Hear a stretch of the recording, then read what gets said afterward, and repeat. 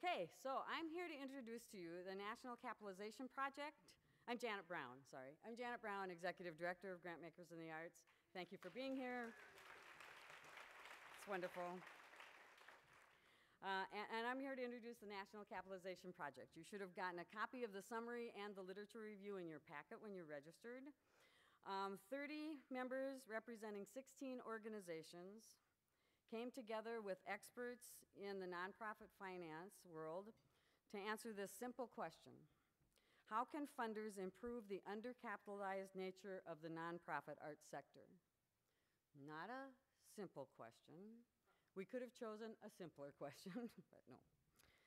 This fascinating journey included agreeing on definitions. As you look around in the room, you can say, gosh, that probably took, 6 months?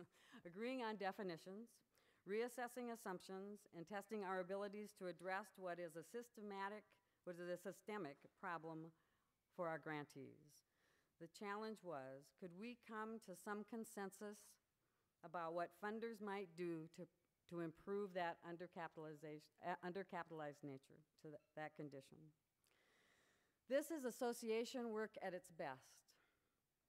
Over the many months of email exchanges, conference calls, and days of discussion, I witnessed a collective thinking that transcended what my organization can do and what I can do to a greater view of the funding field and what we can do together and how this will affect the overarching needs of those that we are trying to serve.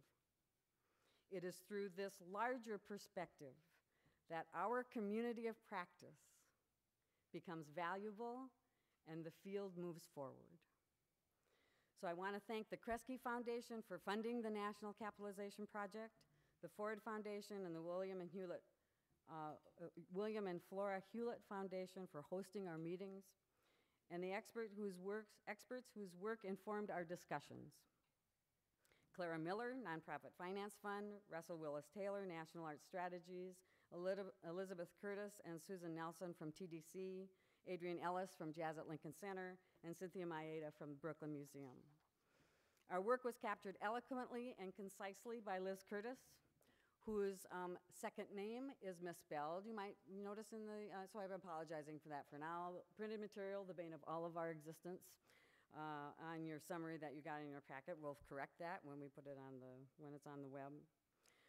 But she captured eloquently and concisely and facilitated our meetings. And she is the author of both the summary and the literature review. I have to encourage you to not just read the summary, but really to look at the literature review. It honestly is a compilation and I kept saying, Liz, can we get it down to 10 pages? It's an amazing compilation of 20 years looking at financial capital and capitalization issues for the nonprofit sector. So really take the time to look at it.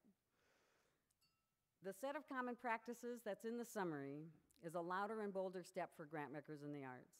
It signifies our commitment to not just reflect the funding world, but to bring resources together to lead and inspire change.